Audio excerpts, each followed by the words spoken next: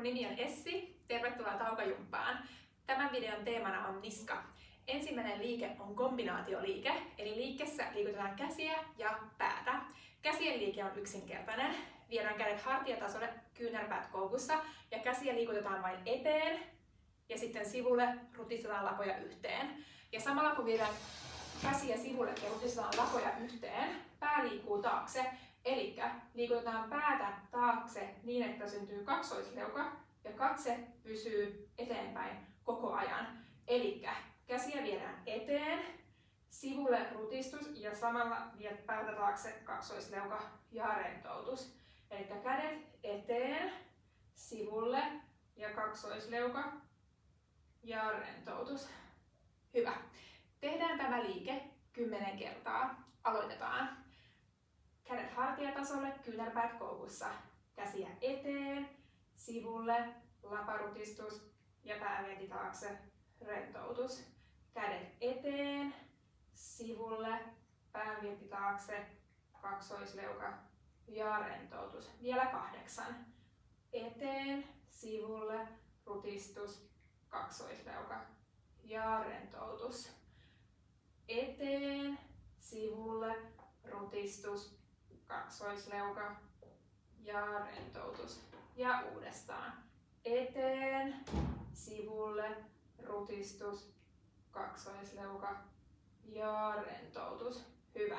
Vielä 5. Eteen, rutistus, kaksoisleuka ja rentoutus. 4.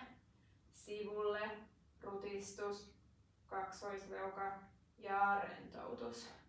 3.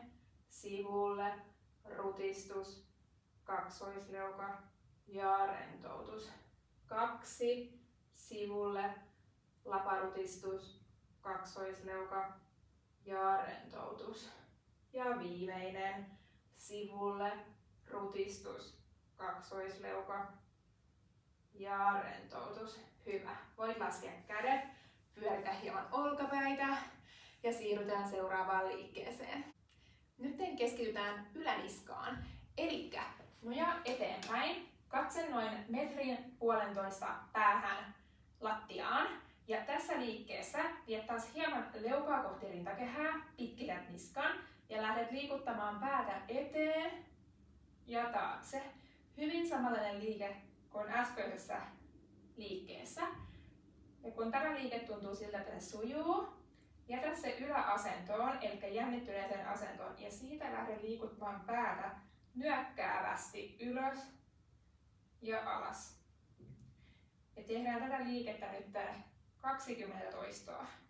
1, 2, 3, 4, 5, 6, 7, 8, 9, 10, 11, 12, 13, 14, 15, 16, 17, 18, 19 ja 20. Sitten voit taas muutaman kerran viedä päätä eteen ja taakse. Ja sitten rentouta täysin asento. Hyvä. Siirrytään viimeiseen liikkeeseen. Tehdään joogasta tuttu kotkavenytys osittain. Elikkä vie yksi käti eteen, toinen sen alta ja pidä kädet yhdessä. Nyt työnnä kyynärpäitä kohti toisiaan ja lähde liikuttamaan käsiä ylös ja alas. Eli kun työnnät kyynärpäitä koko ajan kohti toisiaan, saat yläselkään mukavan aktivaation. Ja siitä sitten liikutat käsiä ylös ja alas. Pää ei liiku mihinkään, katse on koko ajan eteenpäin. Jatketaan vielä. Koko ajan pieni jännitys kyynärpäissä. Voit myös työntää käsiä yhteen, jos se tuntuu, että saat enemmän aktivaatiota. Tehdään vielä muutaman kerran ylös ja alas. Ja vielä kerran. Hyvä. Ja nytten se käsi, joka oli alapuolella, vaiha se yläpuolelle. Ja jälleen kerran kiero kädet yhteen. Työnnä kyynärpäitä kohti toisiaan.